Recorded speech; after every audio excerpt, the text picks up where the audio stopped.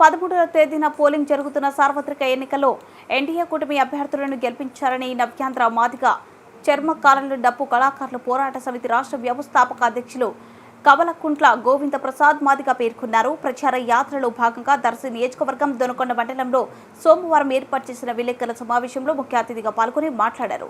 ఈ సందర్భంగా ఆయన మాట్లాడుతూ తెలుగుదేశం పార్టీ తరపున పోటీ చేయించున్న దర్శి నియోజకవర్గ ఎమ్మెల్యే అభ్యర్థి గొట్టిపాటి లక్ష్మిని ఒంగోలు పార్లమెంటు ఎంపీగా పోటీ చేయించిన మాగుంట శ్రీనివాసులు రెడ్డిని అత్యధిక మెజార్టీతో గెలిపించాలని కోరారు.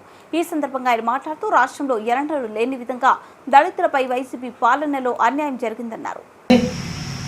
రాష్ట్రంలో ఉన్నటువంటి 170 నియోజకవర్గాల్లో ఎన్డీఏ కూటమిని గెలిపించాలనే ఉద్దేశంతో రాష్ట్ర వ్యాప్తంగా నవ్యాంధ్ర మాదిగ చర్మకారులు డప్పు కళాకారుల పోరాట సమితి తరఫున మద్దతు ఇవ్వడం జరిగింది. ఆ క్రమంలో ప్రచారం చేసే నిమిత్తం ఈరోజు దర్శి నియోజకవర్గంలోని దొనకొండ మండలానికి వచ్చిన పరిస్థితి ఉంది.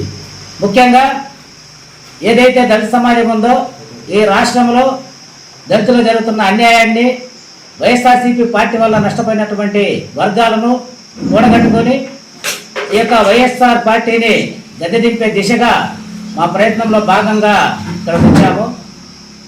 మండలంలో ఉన్నటువంటి అత్యధిక శాతంగా ఉన్నటువంటి ఎస్సీ ఎస్టీ బీసీ మైనార్టీ ఓటర్లందరూ కూడా ఆలోచించి ఆయా వర్గాలకి ఈ రాష్ట్ర ప్రభుత్వంలో జరిగినటువంటి అన్యాయాలను చూసుకొని ఏదైతే గతంలో ఉన్నటువంటి తెలుగుదేశం ప్రభుత్వంలో పొందినటువంటి ఉపాధిలు కానీ అభివృద్ధిని కానీ సంక్షేమాన్ని కానీ దృష్టిలో పెట్టుకొని ఈ 5 ఏళ్ల పాలనలో జరిగినటువంటి అన్యాయాన్ని కూడా బేరీజు వేసుకొని అభివృద్ధి సంక్షేమము సమపాలనలో ఉండేలాగా జరిగేటటువంటి ప్రభుత్వాన్ని మనము స్వాగతించుకోవాల్సిన అవసరం ఎంతైనా ఉంది.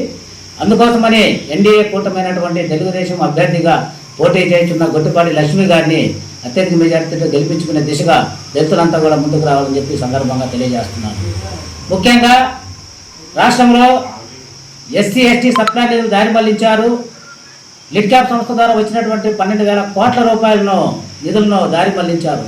టోటల్గా ఈ రాష్ట్రంలో అన్యాయమైన జరిగిందయ్యా ఎవరికైనా అంటే అది ఒక దళితులకేనని చెప్పి ఈ సందర్భంగా తెలియజేస్తున్నాను. దళితులకు మేనమామనంటూనే కంసమామగా తయారైన పరిస్థితి రాష్ట్రంలో ఉంది.